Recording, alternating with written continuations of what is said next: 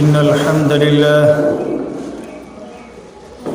نحمده ونستعينه ونستغفره ونعوذ بالله من شرور أنفسنا ومن سيئات أعمالنا من يهده الله فلا مضل له ومن يضلل فلا هادي له وأشهد أن لا إله إلا الله وحده لا شريك له وأشهد أن محمدًا عبده ورسوله يا أيها الذين آمنوا اتقوا الله حق تقاته ولا تموتن إلا وأنتم مسلمون يا أيها الناس اتقوا ربكم الذي خلقكم من نفس واحدة وخلق منها زوجها وبث منهما رجالا كثيرا ونساء واتقوا الله الذي تساءلون به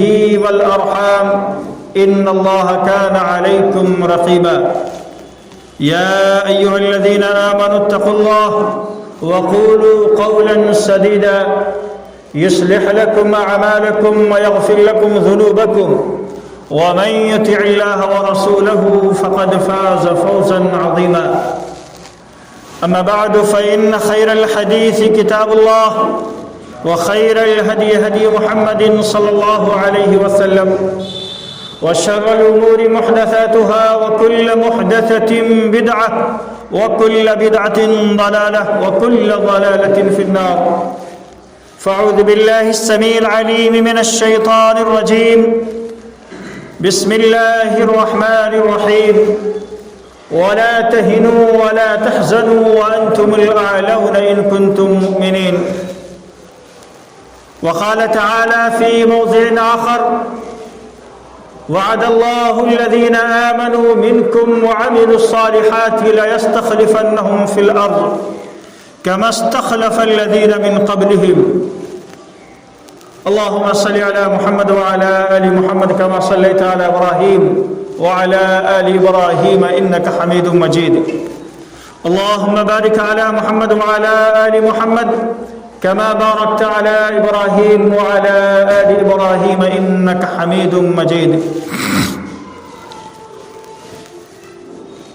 تمام قسم کی حمد و ثنا بڑائی اور کبریائی اس اللہ وحدہ لا شریک کے لیے لائق و زیبا ہے جس نے ہمیں اور آپ کو پیدا فرمایا اور اپنی بے شمار انگنت نعمتوں سے نوازا وَإِن تَعُدُّوا نِعْمَةَ اللَّهِ لَا تُحْصُوهَا کہ تم اللہ کی نعمتوں کو شمار کرنا چاہو نہیں کر سکتے بعدہ درود و سلام کے بے شمار نذرانے پیش ہوں اس ذات مبارکہ مطہرہ پر جو ساری کائنات کے لیے رشد و ہدایت کے پیغامبر بنا کر بھیجے گئے جو خاتم النبیین سید المرسلین رحمت للعالمین بن کر مبعوث ہوئے اور جن کا نامی اس میں گرامی احمد مجتبی محمد مصطفیٰ صلی اللہ علیہ وسلم ہے برادران اسلام معزز سامعین کرام نوجوان دوستوں پردہ نشین خواتین عزیز بچوں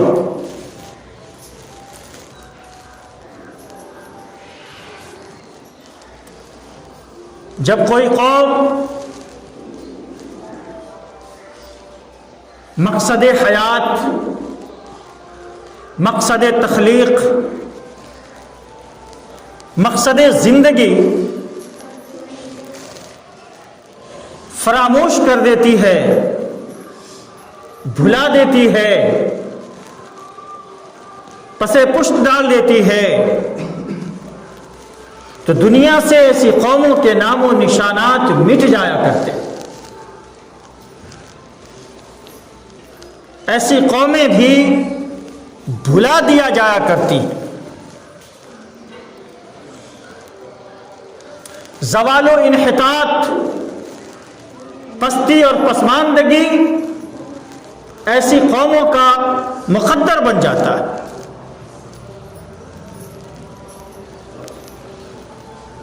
ہر طرف ذلت اور رسوائی ایسی قوموں کو نصیب ہوا کرتی ہے۔ کیوں؟ اس لیے کہ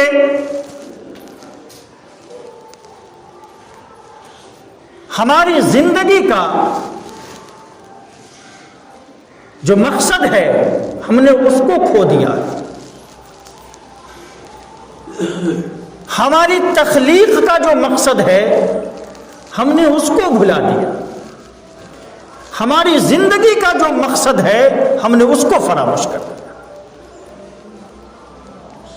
اور قرآن تو کہتا ہے تم مجھے بھول جاؤ گے میں تمہیں بھول جاؤں گا، مجھے یاد کرو گے تو میں بھی تمہیں یاد کروں۔ ارشاد باری تعالیٰ ہے فَاذْكُرُونِي أَذْكُرُكُمْ وَاشْكُرُوا لِي وَلَا تَكْفُرُونَ، مجھے میرے بندے مجھے یاد کریں گے میں بھی اسے یاد کروں گا، میرا بندہ مجھے یاد کرے گا، میرا ذکر کرے گا، میں بھی اسے یاد رکھوں گا، اور اگر میرا بندہ مجھے بھلا دے گا، میری ناشکری کرے گا، تو پھر اللہ تبارک و تعالیٰ بھی ایسے لوگوں کو بھلا دے گا، ایسی قوموں کو بھلا دے گا۔ بلکہ فرمایا کہ ان عذابی لشدید، پھر ایسی قوموں کے لیے عذاب شدید ہے، سخت ترین عذاب، ناشکری کرنے والوں کے لیے، اللہ کے احکام اور اس کے فرامین کو بھلا دینے والوں کے لیے، اپنی زندگی کے مقاصد کو سامنے نہ رکھنے والوں کے لیے۔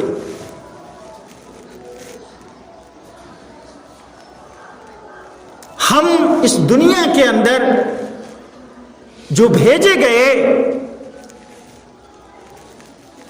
تو ایسا نہیں ہے کہ ہماری زندگی کا کوئی مقصد نہیں ہے، ہماری تخلیق کا کوئی مقصد نہیں ہے، ہمارے بھیجے جانے کا کوئی مقصد نہیں ہے، ہم عام لوگوں کی طرح نہیں ہیں، ہم جانوروں کی طرح نہیں ہیں، بلکہ اللہ تبارک و تعالیٰ نے تو اس کائنات کے اندر چھوٹی سے چھوٹی چیز جس کی اس نے تخلیق فرمائی ہے،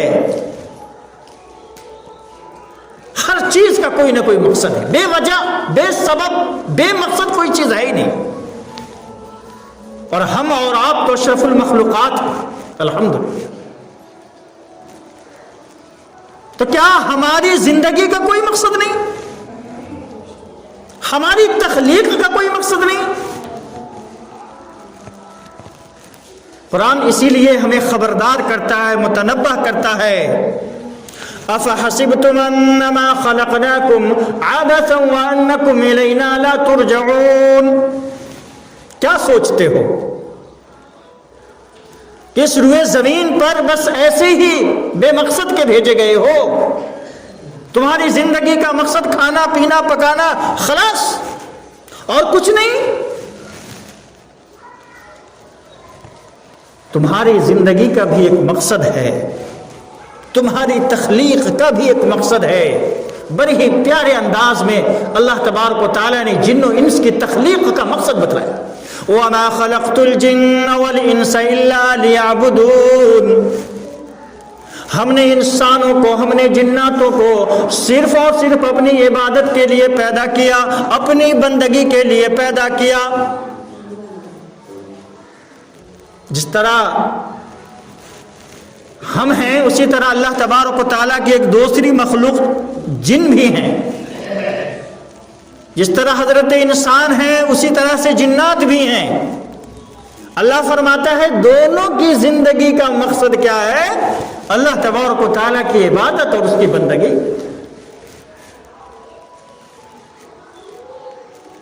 مسلمانان عالم نے اپنے اسی مقصد زندگی کو بھلا دیا ہے، اور اسی وجہ سے آج در در کی ہم ٹھوکریں کھا رہے ہیں، ہر طرف ذلیل اور رسوا ہو رہے ہیں۔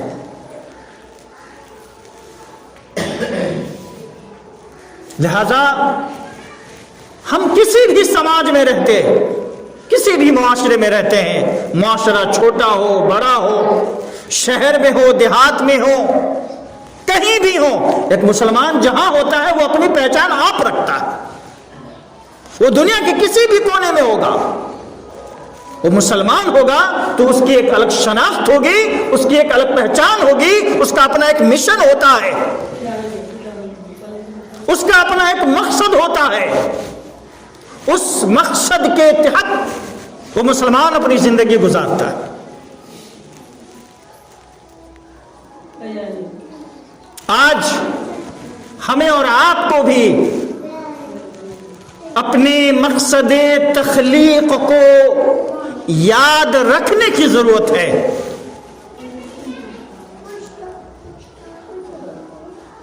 آج ہم غیروں کے ساتھ رہتے رہتے، غیروں کے ماحول میں رہتے رہتے، ان کی ہی روش پر ہم نے چلنا شروع کر دیا، ان کی زندگی کو ہی ہم نے اپنا لیا، ان کے طور طریقے کو ہی ہم نے اپنا لیا، ان کے کاندھے سے کاندھا ملانے لگے، اور جس روش پر، جس راستے پر غیر قومیں چل رہی ہیں، آج اسی راستے پر ہم مسلمان بھی چل رہے ہیں۔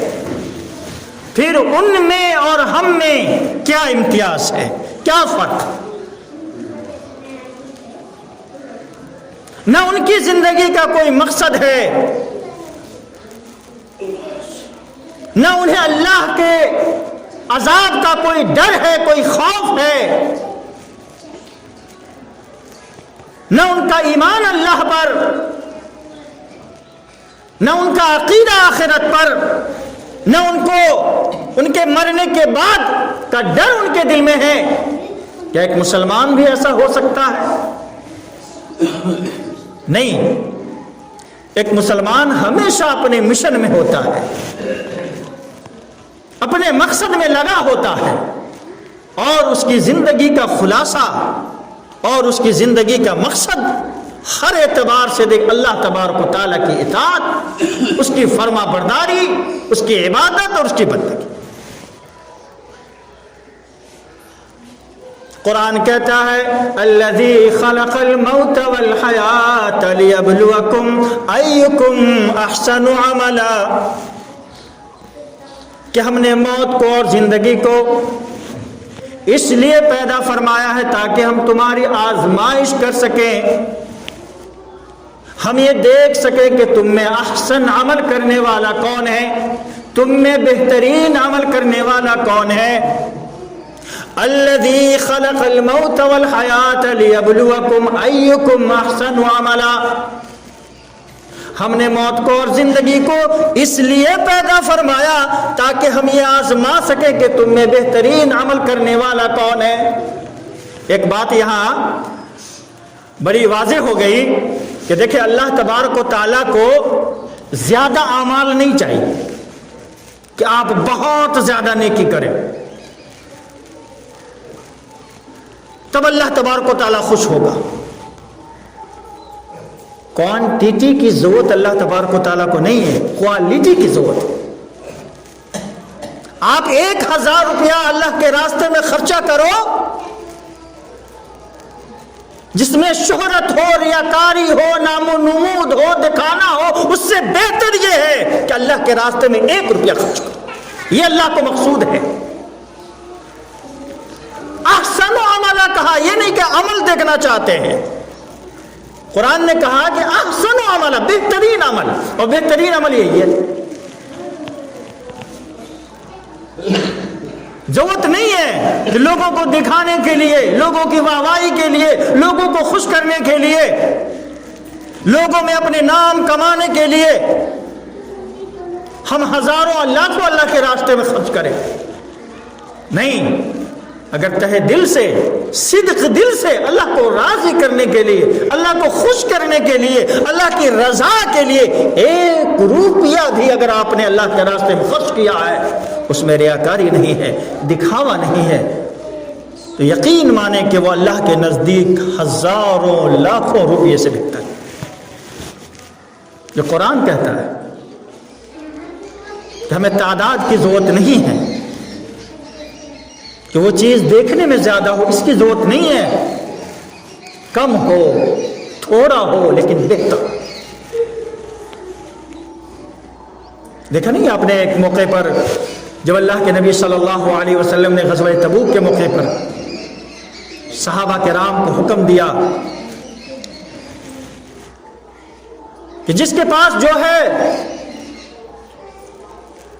اللہ کے راستے میں وہ خرچ کرے۔ تبوک کا موقع تھا، حالات بہت خراب تھے، قحط کا زمانہ تھا، قحط سالی تھی،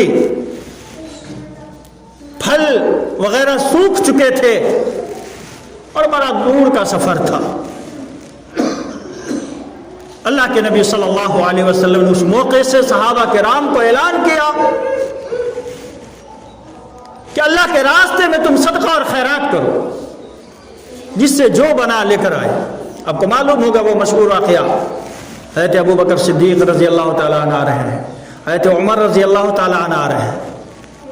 عمر کیا لائے ہو کہ اللہ کے نبی صلی اللہ علیہ وسلم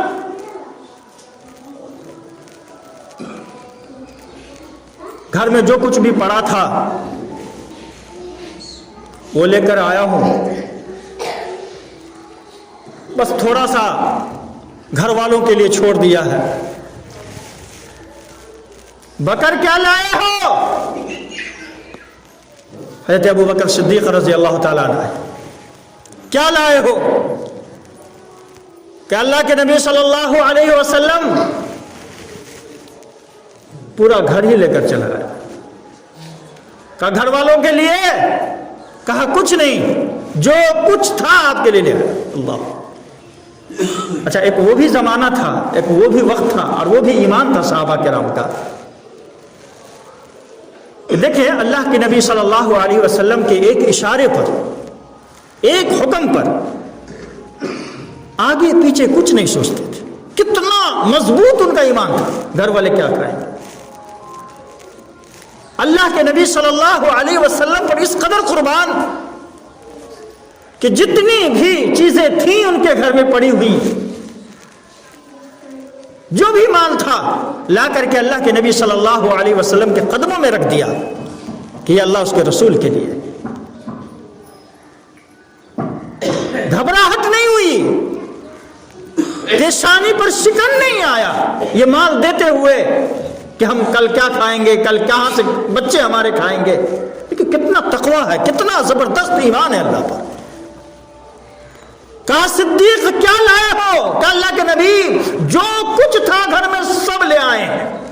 کمپٹیشن چلتا تھا نا، ہمارے یہاں تھوڑی ہے، کمپٹیشن چلتا تھا ان لوگوں کا نیک اعمال میں، نیکی کے کاموں میں، ایک دوسرے سے سبقت لے جانا۔ دیکھا کہ آج عمر نے کہا کہ آج تو اچھا موقع ہے، حضرت ابو بکر صدیق رضی اللہ تعالی عنہ سے بازی مار جائیں گے، گھر میں جو کچھ بھی ہے لے جاتے ہیں اللہ کے نبی صلی اللہ علیہ وسلم کے پاس۔ لیکن ان کو کیا معلوم تھا کہ ہم تو تھوڑا گھر کے لیے بھی چھوڑ کر کے آئے ہیں، لیکن ابو بکر ہیں جو گھر سے سارا کا سارا سامان ہی اٹھا کر کے لے آئے ہیں، اور اللہ اس کے رسول کے لیے انہوں نے نچھاور کر دیا، قربان کر دیا۔ تو صحابہ کرام کی میرے بھائیوں آپس میں کمپٹیشن اس بات کی تھی کہ کون زیادہ عمل کرتا ہے، کون زیادہ نیکیاں کرتا ہے، کون اچھے اچھے اعمال کرتا ہے۔ اگر اگلا رات کو تہجد پڑھتا ہے تو صحابہ کرام ایک دوسرے سے سبقت لے جانے کے لیے راتوں کو اٹھ کر کے تہجد پڑھا کرتے تھے۔ کوئی دن بھر میں ایک پارہ قرآن کریم کی تلاوت کرتا ہے تو اگلا یہ حرص کرتا تھا، یہ لالچ کرتا تھا کہ ہم 2 پارے قرآن کریم کی تلاوت کریں۔ کوئی 1 روپیہ دے رہا اللہ کے راستے میں تو دوسرا حرص کرتا تھا کہ ہم 2 روپیہ اللہ کے راستے میں دیں۔ یعنی یہ کمپٹیشن ان لوگوں کے جو درمیان تھا وہ نیکی کا تھا. آج ہمارے درمیان جو کمپٹیشن ہے وہ دنیا داری کا ہے. وہ اپنی آخرت اور اپنی عاقبت سنوارنے میں کمپٹیشن کرتے تھے. آج ہم اپنی دنیا سنوارنے میں، اپنا گھر سنوارنے میں ایک دوسرے سے کمپٹیشن کرتے ہیں، ایک دوسرے کو نشانہ بناتے ہیں، ایک دوسرے کو ٹارگٹ کرتے ہیں. اور میں نے کہا کہ اگر یہ نیت ہے اور اس نیت کے اندر اگر اخلاص نہیں ہے تو وہ سارے اعمال ہمارے برباد ہیں. میرے بھائی، کمپٹیشن کیجئے، ایک دوسرے سے سبقت لے جائیے، ایک دوسرے سے بازی مار لے جائیے، لیکن نیک اعمالوں میں، نیکی کے کاموں میں. وَسَارِعُوا إِلَى مَغْفِرَةٍ مِّن رَّبِّكُمْ وَجَنَّةٍ عَرْضُهَا السَّمَاوَاتُ وَالْأَرْضُ أُعِدَّتْ لِلْمُتَّقِينَ. قرآن کہتا ہے وَسَارِعُوا إِلَى مَغْفِرَةٍ مِّن رَّبِّكُمْ، او لوگوں، اللہ کی جنت کی طرف، اللہ کی مغفرت کی طرف ایک دوسرے سے سبقت لے جاؤ، ایک دوسرے سے کمپٹیشن کرو، ایک دوسرے سے بازی مار لے جاؤ. وَسَارِعُوا، لپکو اس جنت کی طرف، آگے بڑھو اس جنت کی طرف. وَسَارِعُوا إِلَى مَغْفِرَةٍ مِّن رَّبِّكُمْ، اس اللہ تبارک و تعالیٰ کی مغفرت کی طرف اور اس جنت کی طرف جو زمین و آسمان کی طرح سے جس کی وسعت ہے. وَجَنَّةٍ عَرْضُهَا السَّمَاوَاتُ وَالْأَرْضُ اعدت للمتقین. قرآن کہتا ہے یہ جنت بھی اللہ تبارک و تعالیٰ نے متقیوں کے لیے بنائی ہے، پرہیزگاروں کے لیے بنائی ہے اللہ تبارک و تعالیٰ. اللہ اپنے بندوں کے لیے اللہ تبارک و تعالیٰ نے جنت بنائی ہے. جو نیک لوگ ہیں، جو اللہ والے ہیں، جو پرہیزگار ہیں، انہی کے لیے یہ جنت ہے. اور جب تک ہم اپنے مشن کو نہیں سمجھیں گے میرے بھائی، اپنے مقصد کو نہیں سمجھیں گے کہ ہم مسلمانوں کا اس دنیا کے اندر آنے کا، زندگی کا، تخلیق کا کیا مقصد ہے، جب تک ہم صحیح طریقے سے ایمان پر گامزن اور صحیح راستے پر نہیں چل سکتے. اس لیے اپنے مقصد تخلیق کو پہچانیے. ہم دوسرے قوموں کی طرح نہیں دنیا کے اندر کھانے پکانے کے لیے آئے. ہم تو بس اس لیے بھیجے گئے ہیں تاکہ ہم زیادہ سے زیادہ اللہ تبارک و تعالیٰ کی عبادت اور اس کی بندگی کر لیں. پھر ہمارا آخری ٹھکانہ جنت ہے. ہمارا آخری ٹھکانہ جنت ہے. جی ہاں، یاد رکھیے گا یہ نقطہ. ہم وہ لوگ ہیں جو جنت سے نکالے گئے لوگ ہیں. ہم کون ہیں؟ ارے ہم جنت سے نکالے گئے لوگ ہیں. ہمارے باپ حضرت آدم علیہ السلام کہاں تھے؟ جنت کے اندر تھے میرے بھائیوں. لغزش ہوئی، خطا ہوئی، بھول ہوئی، اللہ نے کہا قُلْ اهْبِطُوا مِنْهَا جَمِيعًا، چلو سارے کے سارے چلو آپ دھرتی پر، چلو زمین پر جاؤ، نکل جاؤ اس جنت سے اس وقت تک کے لیے جب تک کہ ہماری ہدایت اور ہمارا حکم تمہارے پاس نہ آ جائے. ہم وہ لوگ ہیں جنت سے نکالے گئے لوگ. تو ہمارا آخری ٹھکانہ بھی انشاءاللہ جنت ہی ہوگا. ہمارا آخری ٹھکانہ بھی جنت ہی ہوگا، مگر اس جنت کو حاصل کرنے کے لیے، اس جنت کو پانے کے لیے جنتیوں والا عمل کرنا، جنتیوں والا عمل کرنا ہوگا، متقیوں والا عمل کرنا ہوگا، اللہ کے نیک بندوں والا عمل کرنا ہوگا. وہ جنت ہماری منتظر ہے، وہ جنت ہمارا ہی انتظار ہے. اور اللہ تبارک و تعالیٰ نے جب اس دنیا کے اندر بھیج دیا کہ جاؤ جنت سے نکل جاؤ، بھی ایک مقصد تھا، اس کا بھی ایک مقصد تھا، آزمانا تھا، آزمائش تھی۔ حضرت آدم علیہ السلام دنیا کے اندر آئے، خوب روئے، خوب گر گرائے۔ قرآن نے بڑا اچھا نقشہ کھینچا، ربنا ظلمنا انفسنا وان لم تغفر لنا وترحمنا لنكونن من الخاسرین۔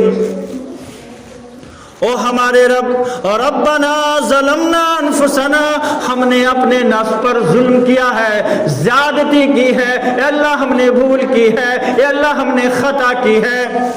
ربنا ظلمنا انفسنا وان لم تغفر لنا، اے اللہ تو اگر ہمیں معاف نہیں کیا تو ہم خسارہ اٹھانے والوں میں سے ہو جائیں گے، نقصان اٹھانے والوں میں سے ہو جائیں گے۔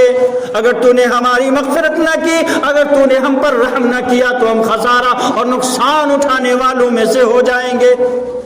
حضرت آدم علیہ السلام کے اس دعا کو اللہ تبارک و تعالیٰ نے قرآن حکیم کے اندر درج فرمایا، ان کلمات کو جس کے ذریعے انہوں نے اللہ تبارک و تعالیٰ سے توبہ کی۔ ایک چھوٹی سی بھول کی اتنی بڑی سزا، جنت سے نکال دی۔ اور جو شخص دنیا کے اندر آ کر اپنی زندگی کا مقصد ہی بھول بیٹھا ہو، وہ یہ بھول ہی گیا ہو کہ اس کی تخلیق کا مقصد کیا ہے، کیا ان کا شمار یا ایسی قوموں کو اللہ تبارک و تعالی جنت کے اندر داخل کرے گا جس نے اپنا مشن ہی بھلا دیا ہو، جس نے اپنا مقصد ہی بھلا دیا ہو؟ ہرگز نہیں۔ اس لیے اللہ تبارک و تعالیٰ نے جو مقصد دیا ہے ہمیں، اس مقصد کو یاد رکھیے۔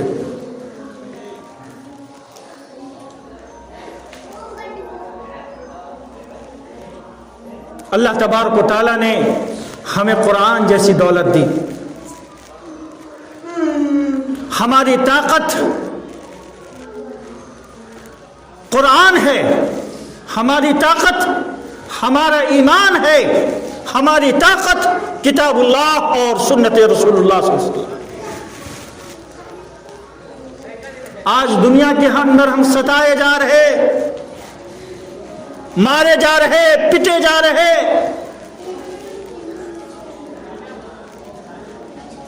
رسوائی ہر طرف ہماری ہو رہی، ہم نے اپنے مشن کو بھلا دیا، ہم نے اپنے مقصد کو بھلا دیا۔ اور جس قوم کے پاس قرآن جیسی کتاب ہو، اللہ اکبر، وہ قوم ذلیل ہو، وہ قوم دنیا کے اندر رسوا ہو،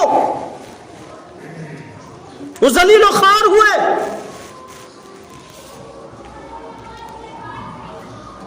اس لیے ہم ہو رہے ہیں کہ ہم نے قرآن کو، اس کے احکام کو ترک کر دیا، اس کو بھی ہم نے پشے پشت ڈال دیا۔ دیکھیں اللہ تبارک و تعالیٰ کا کتنا بڑا ہم پر انعام اکرام۔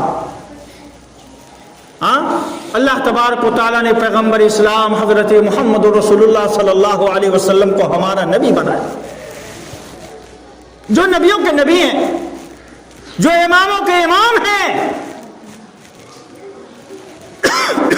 اس شخصیت کو اللہ تبارک و تعالیٰ نے ہمارا اور آپ کا امام بنا کر کے، ہادی بنا کر کے اس دنیا کے اندر بھیجا، اور ہم اس نبی رحمت صلی اللہ علیہ وسلم کی امت ہیں۔ قرآن جیسی عظیم الشان کتاب اللہ تبارک و تعالیٰ نے ہم سب کو دی،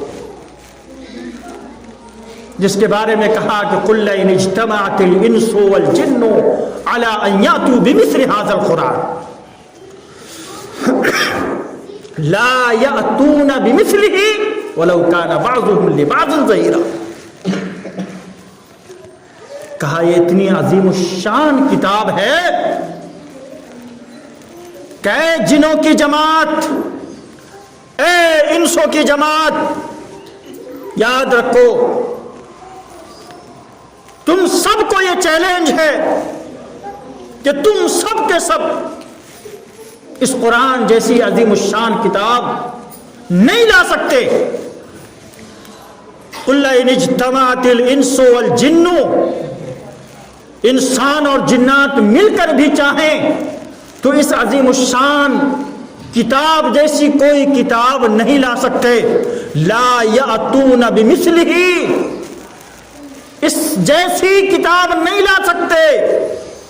وَلَوْ كَانَ بَعْضُهُمْ لِبَعْضٍ ظَهِيرًا، خواہ تم ایک دوسرے کو اپنا سپورٹر ہی کیوں نہ بنا لو، مددگار ہی کیوں نہ بنا لو، لیکن اس جیسی عظیم الشان کتاب نہیں. وہ کتاب اللہ تبارک و تعالیٰ نے ہم کو اور آپ کو دیا ہے، اور اس کی آج ہم نے تلاوت چھوڑی، اس کے اوپر عمل کرنا ہم نے ترک کیا.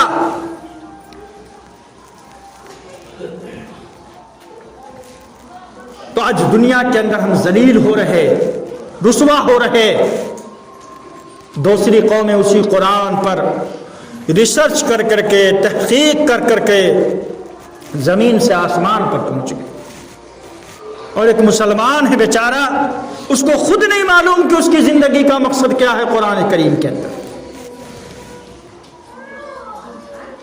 اس کو خود اپنی حیات کا مقصد اس کو نہیں معلوم. اللہ اس کے رسول کی اطاعت اور بندگی کیسے کرنی ہے اس کا بھی طریقہ اس کو نہیں معلوم. میرے بھائیوں، یہ قرآن ہم سب کے لیے نازل کیا گیا،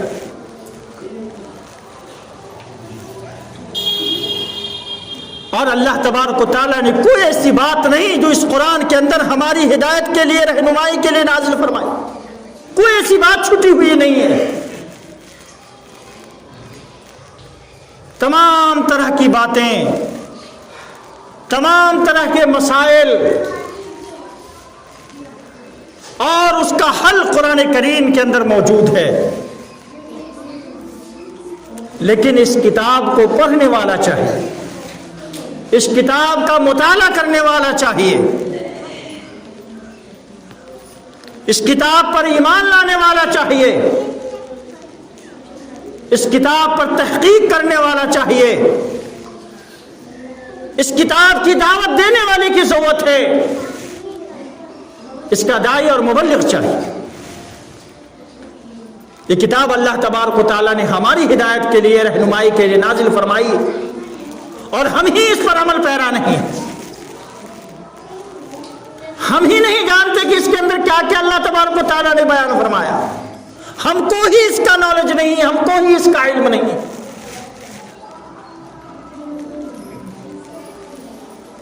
محمد رسول اللہ صلی اللہ علیہ وسلم اس دنیا سے جاتے ہوئے آپ نے فرمایا تھا کہ ترکت فیکم امرین لن تضلوا ما تمسکتم بہما کتاب اللہ و سنت نبی، کہ لوگوں میں تمہارے درمیان دو چیزیں چھوڑ کر جا رہا ہوں، ایک اللہ کی کتاب ہے، دوسری میری سنت ہے.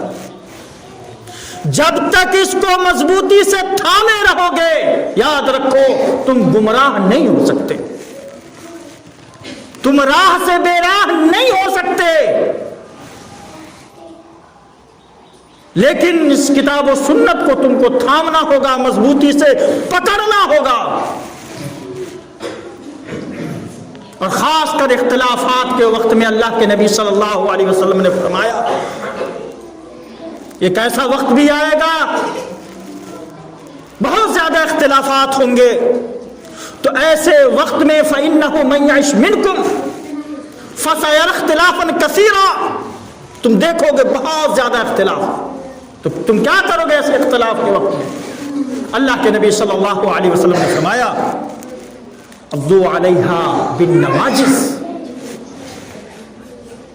مضبوطی کے ساتھ تم کتاب اللہ کو اور میری سنت کو تھامے رہنا، مضبوطی سے پکڑے،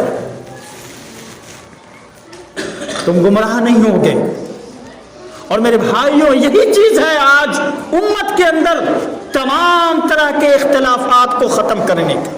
ایک فارمولہ قرآن حکیم نے ہم سب کو دیا، یا ایھا الذین آمنوا اطیعوا اللہ واطیعوا الرسول وَأُولِي الْأَمْرِ مِنْكُمْ فَإِنْ تَنَازَعْتُمْ فِي شَيْءٍ فَرُدُّوهُ إِلَى اللَّهِ وَالرَّسُولِ۔ مسلمانوں، ایمان والو، اللہ کی اطاعت کرو اور رسول اللہ کی اطاعت کرو صلی اللہ علیہ وسلم، اور حاکم وقت کی اطاعت کرو۔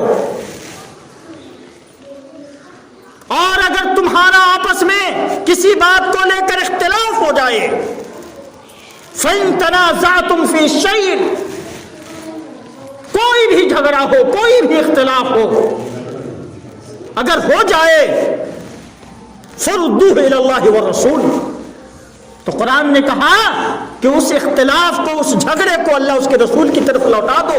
اللہ کیا فرماتا ہے، نبی کیا فرماتے ہیں؟ اللہ کی بات آ جائے اختلاف ختم، محمد رسول اللہ صلی اللہ علیہ وسلم کی بات آ جائے اختلاف ختم۔ یہ فارمولہ، یہ نسخہ، یہ طریقہ اللہ کے نبی صلی اللہ علیہ وسلم اس دنیا سے جاتے ہوئے ہم کو بتلا کر کے گئے۔ قرآن نے ہمیں کہا اختلاف کے وقت اس طرح کے تمہارے اعمال ہونے چاہیے اور تمہارا طریقہ ہونا چاہیے، کتاب اللہ اور سنت رسول اللہ۔ جب اس کو تم مضبوطی سے تھامے رہو گے تو کبھی گمراہ نہیں ہوگے۔ ہم مسلمان گرچہ آپس میں بہت سارے ہمارے اختلافات ہیں، بہت سارے اختلافات ہیں ہمارے، لیکن اس کا حل یاد رکھیے گا صرف اور صرف کتاب اللہ میں، قرآن میں موجود ہے اور محمد رسول اللہ صلی اللہ علیہ وسلم کے فرمان میں موجود۔ اس سے الگ ہوں گے ہم، کبھی ہمارا اختلاف ختم نہیں ہوگا، کبھی ہمارا جھگڑا نہیں ختم، چونکہ قرآن سے ہٹ کر ہم مسئلے کو حل کرنا چاہیں گے، کبھی اس مسئلے کا حل نہیں۔ اور یاد رہے کہ یہ ہمارے آپسی اختلاف ہیں اور رہیں گے، یہ بھی یاد رہے۔ اللہ کے نبی صلی اللہ علیہ وسلم نے دعا مانگی تھی نا کہ اللہ اس امت کے اندر اختلاف نہیں ہو، اللہ نے اس دعا کو قبول نہیں فرمایا تھا جی، کہتا ہے اللہ بیک وقت ہماری پوری امت پر اللہ عذاب نہ دینا، اللہ نے قبول فرمایا۔ کہا قحط سے اللہ اس امت کو بیک وقت تباہ و برباد نہ کرنا، اللہ نے اس دعا کو قبول فرمایا۔ کہا اے اللہ اس امت کے اختلافات کو ختم کر دے، اللہ نے کہا نہیں۔ اللہ کے نبی صلی اللہ علیہ وسلم کی یہ دعا اللہ تبارک و تعالیٰ نے قبول نہیں فرمائی۔ اس سے معلوم ہوتا ہے کہ اختلاف تو رہے گا، آپس میں اختلافات رہیں گے، لیکن اس اختلاف کو میرے بھائی بیس بنا کر کے، بنیاد بنا کر کے ہم آپس میں لڑتے رہیں گے اور آپس میں ایک دوسرے سے جھگڑتے رہیں گے تو پھر ہم کبھی ایک پلیٹ فارم پر جمع نہیں ہو سکتے، کبھی ہم متحد نہیں ہو سکتے اور کبھی ہم متفق نہیں ہو سکتے۔ وہ ہمارے آپسی معاملات ہیں، وہ ہمارے آپسی اختلافات ہیں، بیٹھ کر کے حل کر لیں گے، لیکن اس کی وجہ سے ہم آپس میں لڑیں گے نہیں، اس کو بنیاد نہیں بنائیں گے کہ تم اہل حدیث ہو، تم حنفی ہو، تم دیوبندی ہو، تم بریلی ہو، تم شیعہ ہو، تم سنی ہو۔ اس کو بیس بنا کر کے میرے بھائی آپس میں لڑنا نہیں ہے، جھگڑنا نہیں ہے، اس کو بیٹھاؤ، آپ بیٹھائیں اس کو اور مسئلہ کو سمجھائیں، بس خلاص یہی اس کا حل ہے۔ یہ نہیں کہ وہ دیوبندی ہے تو تم ہماری مسجد سے دور رہو، بریلوی ہو تو تم مسجد سے دور رہو، اہل حدیث ہو تو ہم مسجد کے اندر ٹپنے نہیں دیں گے، یہ نہیں کرنا ہے ہم کو، اور یہی کرنے سے آج ہم کمزور ہو گئے۔ قرآن نے تو کہا نا، ہم کو تو متنبہ کیا تھا نا، اللہ اکبر، قرآن نے خبردار کیا ہم کو، لیکن ہم نے غور نہیں کیا، ہم نے کان نہیں دھرا قرآن کی بات پر، کہا نہیں ہم نے وَلَا تَنَازَعُوا فَتَفْشَلُوا وَتَذْهَبَ رِيحُكُمْ وَاصْبِرُوا، قرآن نے خبردار کیا تھا کہ دیکھو آپس میں اختلاف مت کرنا ورنہ تمہاری ہوا اکھڑ جائے گی، تم کمزور پڑ جاؤ گے، دوسری قومیں تم پر ٹوٹ پڑیں گی اور تمہاری طاقت ختم ہو جائے گی، پارا پارا ہو جائے گی، قرآن نے متنبہ کیا تھا، لیکن ہم نے کیا کیا؟ اپنے اس اختلاف کو باقی رکھا۔ آج دوسری قومیں ہم پر ٹوٹ پڑی ہیں۔ میرے بھائیو، اس لیے اتحاد کو قائم رکھیے، اتحاد کو قائم رکھیے۔ ہمارے جو بھی اختلافات ہیں آپسی، اس کو ہم بیٹھ کر کے حل کریں گے، لیکن اس کو بیس بنا کر، اس کو بنیاد بنا کر آپس میں نہیں لڑیں گے۔ دوسری قومیں اس سے فائدہ اٹھا رہی ہیں۔ میں آخری بات کہہ کر کے اپنی بات کو ختم کر رہا ہوں۔ جاتے ہوئے اللہ کے نبی صلی اللہ علیہ وسلم نے ہمیں اتحاد کا پیغام دیا تھا، اتفاق کا پیغام دیا تھا، محبت کا پیغام دیا تھا کہ مسلمان تو آپس میں ایک دوسرے کے ساتھ جو رہتے ہیں وہ شیشہ پلائی ہوئی دیوار کی طرح سے ہیں۔ آپس میں مسلمان اس طرح سے ہیں، اینٹ کی طرح سے ہے، دیوار میں جس طرح سے ایک اینٹ دوسری اینٹ کے لیے تقویت کا کام کرتی ہے، طاقت کا کام کرتی ہے، ایسے ہی ایک مسلمان دوسرے کے لیے طاقت کا کام کرتا ہے، نہ کہ وہ اس کو کمزور کرتا ہے۔ نہیں میرے بھائی، ایک مسلمان دوسرے مسلمان کو مضبوط کرتا ہے، کمزور نہیں کرتا۔ آج کوئی بھی دوسرا شخص کسی بھی طرح کا کوئی معاملہ ہوتا ہے، نہیں پوچھتا کہ تم اہل حدیث ہو، تم دیوبندی ہو، تم بریلوی ہو، تم حنفی ہو، تم شیعہ ہو، تم سنی ہو، نہیں، اس کو یہ پتا ہے صرف کہ ایک بندہ مسلمان ہے، خلاص اسی پر اس کا جو کرنا ہوتا ہے اس کو وہ کرتا ہے۔ لیکن ہم کیا کرتے ہیں؟ ہم اس کو بیس بنا کر کے الگ الگ فرقوں میں، جماعتوں میں منقسم ہیں میرے بھائی۔ اس لیے آج ہم کمزور ہو گئے ہیں۔ اس لیے اپنے اختلافات کو ختم کیجیے اللہ کے لیے اور ایک ہو جائیے، متحد ہو جائیے، متفق ہو جائیے۔ ہمارے آپسی معاملات بیٹھ کر ہم اس کو حل کرنے کی کوشش کریں۔ اللہ تبارک و تعالیٰ سے دعا ہے کہ بارے الہ تمام عالم اسلام کے اندر اتحاد اور اتفاق عطا فرمائے۔ مولا کریم ہم سب کو ایک بنا دے اور نیک بنا دے۔ مولا کریم ہماری ماؤں بہنوں بیٹیوں کی عزت و آبرو کی حفاظت فرمائے۔ مولا کریم ہمارے اس ہندوستان کے اندر، ہمارے اس ملک کے اندر امن و امان عطا فرمائے۔ مولا کریم ہم سب کی حفاظت فرمائے، ہمارے ایمان کی حفاظت فرمائے، ہمارے مساجد کی حفاظت فرمائے، ہمارے مکاتب کی حفاظت فرمائے، اور اللہ تبارک و تعالیٰ اس طرح سے مسلم سماج اور سوسائٹی کی حفاظت فرمائے۔ یہ دینی درسگاہیں ہیں، یہ مکاتب ہیں، یہ مدارس ہے، یہی ہمارے پاس مسلمان کے نام پر، ایمان کے نام پر، دھرم کے نام پر اور دین کے نام پر میرے بھائیوں بچی ہوئی چیزیں ہیں۔ یہ مسجد اور یہ جو ہے مکتب ہے، یہ مدرسہ، اس کی حفاظت کیجیے۔ اس کی حفاظت کی ذمہ داری ہم نہیں آئیں گے وہاں سے کرنے، آپ کو کرنا ہوگا۔ آپ اس بستی کے ہیں، آپ کو کرنا ہوگا۔ دین اگر کہیں ابھی باقی رہ گیا ہے تو یہی منبر ہے، یہی محراب ہے، یہی مسجد ہے، یہی علماء ہے، یہی لوگ ہیں، یہی تک دین اب جو ہے محدود رہ گیا ہے۔ اگر اس کی بھی ہم نے قدر نہیں کی، اس کی بھی حفاظت نہیں کی، اللہ کی قسم کو کہہ رہے ہیں کہ یہ جو مسجدیں بھی اسی طرح سے فحاشی، عریانی اور بدکاری کا اڈا بن جائیں گی۔